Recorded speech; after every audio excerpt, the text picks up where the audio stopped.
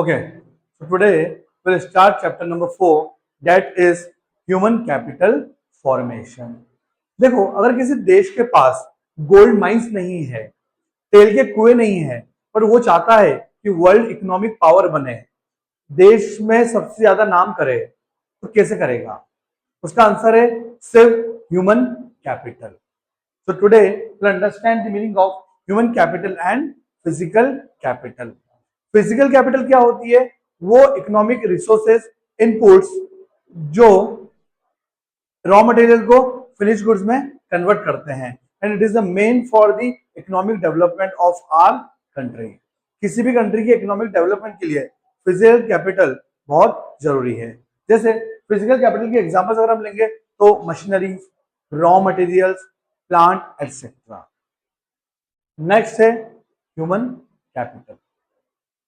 Human capital होता है जब इंडिविजुअल्स पर्सन्स के अंदर स्किल्स, नॉलेज, एजुकेशन जो होती है तो उनकी प्रोडक्टिविटी को बढ़ाती है, उसको बोलते हैं ह्यूमन कैपिटल. जैसे एक एग्जांपल लेते हैं, एक इंजीनियर है और एक अनट्रेड वर्कर है. अब वर्कर और इंजीनियर में डिफरेंस क्या है? स्किल्स, नॉलेज, एजुकेशन का. अब क्या होता है जब इंजीनियर की जो इनकम होती है, प्रोडक्टिविटी होती है, it is more than an untrained worker. काम दोनों 8 घंटे ही करते हैं, बट इंजीनियर की कमाई वर्कर से बहुत ज्यादा होती है. इसी को बोलते हैं ह्यूमन कैपिटल. मीनिंग क्लियर है कि भाई ईरान के पास तेल के कुएं हैं, किसी के पास गोल्ड माइंस है, हमारे पास अगर कुछ नहीं है तो अगर हम डेवलपमेंट करेंगे तो किससे करेंगे? ह्यूमन कैपिटल से करेंगे. अगर हमको वर्ल्ड इकोनॉमिक पावर बनना है तो हम किससे बनेंगे? ह्यूमन कैपिटल से बनेंगे. ह्यूमन कैपिटल एक कंट्री के लिए सबसे बड़ी क्या होती है? एसेट होती है. क्लियर? फिजिकल कैपिटल और ह्यूमन कैपिटल का मीनिंग देख लो. Physical capital includes all those inputs which are required for further production like plant and machinery, factory, buildings, raw material etcetera. तुम लोग now we will go to the difference between human capital and physical capital. The first thing is tangibility. Tangibility का मतलब होता है physical existence. Physical capital resources, machinery, plant हमको दिखते हैं तो क्या होते हैं? टेंजिबल.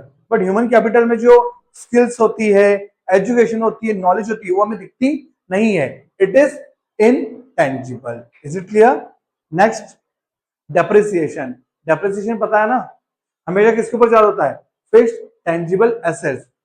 फिजिकल कैपिटल के ऊपर डेप्रिसिएशन चार्ज होता है, वो उसकी वैल्यू को क्या करता है? कम करता है. बट ह्यूमन कैपिटल का उल्टा है. एज बढ़ने के साथ, नॉलेज बढ़ने के साथ, स्किल्स इंक्रीज होने के साथ इसकी वैल्यू क्या होती है?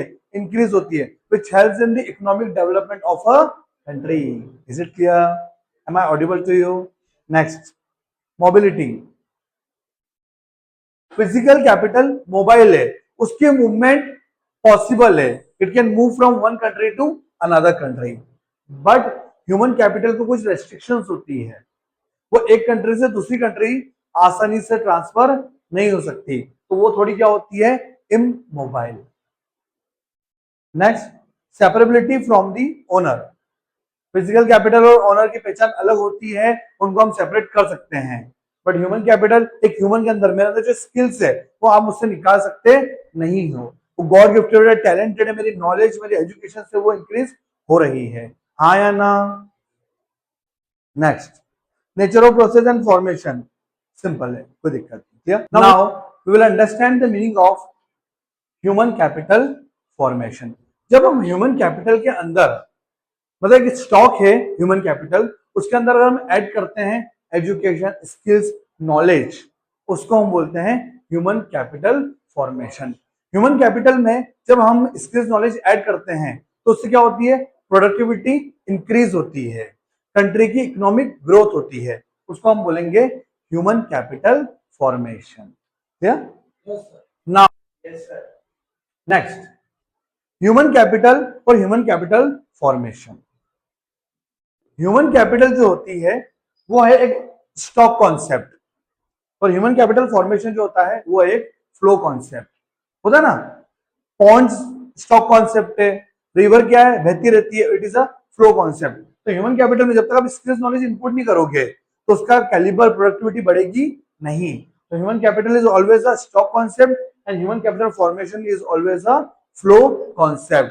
पीरियड ऑफ टाइम से जितना भी इनपुट करते हो, एजुकेशन, स्किल्स, नॉलेज, ट्रेनिंग देते हो जॉब के ऊपर, तो उसकी प्रोडक्टिविटी धीरे धीरे क्या होती है, इंक्रीज होती है. It increases the efficiency and effectiveness of the work also. Is it clear? This is human capital and human capital formation. बात अगर वही करेंगे कि एक अनट्रेंड वर्कर और वही इंजीनियर की बात कर रहे हैं, तो पता चलता है ना कि इंजीनियर एजुकेटेड है, उसने पैसा लगाया करा, तो क्या कर रहा है, इन्वेस्टमेंट कर रहा है एजुकेशन में, तो क्या कर रहा है, उसको रिटर्न मिल रहा है, ज्यादा से ज्यादा पैसा कमा रहा है. वो वर्कर क्या कर रहा है, 8-10 रुपए महीने ही कमा रहा है, इंजीनियर लाखों में कमा रहा है. तो यही डिफरेंस होता है एक ह्यूमन कैपिटल के अंदर और एक ह्यूमन कैपिटल फॉर्मेशन में. Next, now we will continue with sources of human capital formation. The human capital formation, efficiency, effectiveness, productivity बढ़ाना है अगर नेशन की, तो human capital formation की क्या क्या sources है? Because human capital formation is a nation's biggest asset. Human capital country की सबसे बिगेस्ट एसेट है, उसके फॉर्मेशन में जो हेल्प करता है वो कंट्री की इकोनॉमिक डेवलपमेंट में बहुत हेल्प करेगा. Clear? First thing is expenditure on education. जब जितना ज्यादा एक्सपेंडिचर एजुकेशन पे करोगे, ये बोलते हैं एक्सपेंडिचर है, बेसिकली वो एक्सपेंडिचर नहीं होती है, इन्वेस्टमेंट ऑन एजुकेशन. आज जो एक्सपेंडिचर लग रहा है, फ्यूचर में वो एक तरीके क्या लगेगी, इन्वेस्टमेंट लगेगी. आपको जितना ज्यादा आप अभी इन्वेस्ट करोगे, उतना ज्यादा फ्यूचर में आपको क्या मिलने वाला है, रिटर्न मिलने वाला है. वही सिंपल सी बात अगर हम करेंगे कि एक एजुकेटेड पर्सन है, लिटरेट पर्सन है, क्वालिफाइड पर्सन है, उसकी प्रोडक्टिविटी ज्यादा है, इकोनॉमिक ग्रोथ कंट्री के लिए क्या रहेगी, ज्यादा रहेगी, जीडीपी बढ़ाकर देगा नेशन की. That is expenditure on education. जितना ज्यादा एक्सपेंडिचर ऑन एजुकेशन होगा, उतना ज्यादा कंट्री के अंदर इनोवेशन आएगा, इन्वेंशन आएंगे, नई नई टेक्नोलॉजी को आप अडॉप्ट करोगे, क्योंकि न्यू टेक्नोलॉजी अडॉप्ट करने के लिए आपको एजुकेटेड होना जरूरी है. तो जमाना आर्टिफिशियल इंटेलिजेंस का है, तो उसको अडॉप्ट किस कर पाएंगे, जब हम एजुकेटेड होंगे. एक इलिटरेट पर्सन और एक लिटरेट पर्सन की एफिशिएंसी और इफेक्टिवनेस में जमीन आसमान का फर्क है. मतलब literate person, educated person nation की वेल्थ होता है. Is it clear? This is expenditure on education. Is it clear to each and everyone here? Yes. Expenditure on health is the second source of human capital formation. Healthy person is an also asset for the country. जितना healthy person होगा, उतना उसकी effectiveness और efficiency रहेगी. भैया अगर healthy नहीं रहेगा तो एब्सेंटेरिज्म बढ़ जाएगी, छुट्टियां बहुत मारा करेगा, है ना, प्रोडक्टिविटी गिर जाएगी, और वो काम पर ही नहीं आएगा, तो कितना भी टैलेंटेड हो, कितना भी स्किल्ड हो, कितना भी नॉलेजेबल हो, कितना भी एजुकेटेड हो, बट कोई काम का नहीं है नेशन के लिए. Is it clear? तो जीडीपी बढ़ाना है, इकोनॉमिक ग्रोथ करना है कंट्री को, तो it is very must for the nation and people to be healthy. तभी गवर्नमेंट क्या करती है, इतनी सारी योजनाएं चलाती है लोगों के वेलनेस पे. जैसे पहले पोलियो ड्रॉप्स आती करती थी, वो पिलाती थी, क्योंकि उसको चाहिए, उसको पता है हेल्थ इज वेल्थ. तभी हमारे देश में योगा डे बनाते हैं आजकल, इंटरनेशनल योगा डे बनता करता है. मोदी जी भी इतना फोकस क्यों कर रहे हैं उस सब चीजों के ऊपर, यही सब कारण है. तो expenditure on health go through करोगे तो इसमें दिया है preventive medicine, curative medicine, social medicine, social awareness फैलाना. इसलिए हेल्दी नेशन में हेल्दी पर्सन जरूरी है. Clear? Health increases the life expectancy of the people. Before 1947, our life expectancy was around 32 years, which has increased now, and it would be around 70 years now. एक healthy worker की productivity ज्यादा होती है एक unhealthy worker से. Clear? Next is on the job training. आजकल हर organisation, company हो, schools हो, कॉलेजेस हो, वो अपने टीचर्स, फैकल्टीज, एम्प्लॉइज को क्या करते हैं, ऑन द जॉब ट्रेनिंग देते हैं. ऑन द जॉब ट्रेनिंग का मतलब होता है जो वर्क प्लेस पर प्रैक्टिकल एक्सपीरियंस दे जाता है कि ये एक्टिविटी, ये काम की एफिशिएंसी कैसे बढ़ाई जाए, काम सिखाया जाता है अच्छे तरीके से, उसको बोलते हैं ऑन द जॉब ट्रेनिंग. इससे होता क्या है, प्रैक्टिकल स्किल्स डेवलप होती है, वर्क प्लेस पे आपकी एफिशिएंसी इंक्रीज होती है, हाँ या ना, कॉन्फिडेंस बढ़ता है. जैसे बैंक में किसी एम्प्लॉय ने न्यूली ज्वाइन किया है, तो सीनियर क्या करता है, उसको हैंडल करना सिखाते हैं. क्योंकि क्या रोज काम चेंज करते हैं, रोल मॉडल चेंज करते हैं वीकली. कि आज आप कैश ट्रांजेक्शन हैंडल करोगे तो कैश काउंटर पे बैठोगे, कभी आप कस्टमर काउंटर पे कस्टमर सर्विसेज दोगे, तो उनको वर्क एक्सपीरियंस देते हैं. इसको बोलते हैं ऑन द जॉब ट्रेनिंग, क्योंकि जब तक काम नहीं आएगा, स्किल्स डेवलप नहीं होगी, तब तक वर्क की एफिशिएंसी इंक्रीज नहीं होगी। ये होता है on the job training. First we have gone through expenditure on education, second was expenditure on health, and third is on the job training. Now next is expenditure on migration.